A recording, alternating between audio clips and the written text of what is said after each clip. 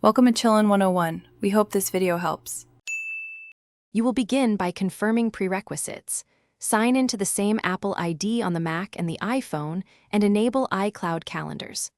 Open System Settings on the Mac, then go to Apple ID and check Calendars.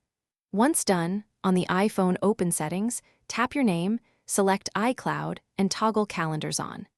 Make sure both devices are on the same Wi-Fi or have cellular data. This avoids delays in initial syncing and ensures iCloud can immediately propagate calendar data. Now configure the Mac calendar for reliable sync.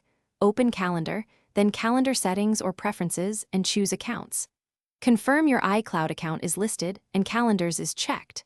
Next, set iCloud as the default calendar so new events always go to iCloud. This avoids local-only events. Once configured, refresh calendars using View Refresh Calendars or press Command-R.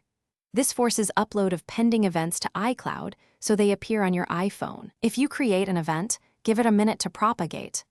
Finish by verifying the iPhone shows the events.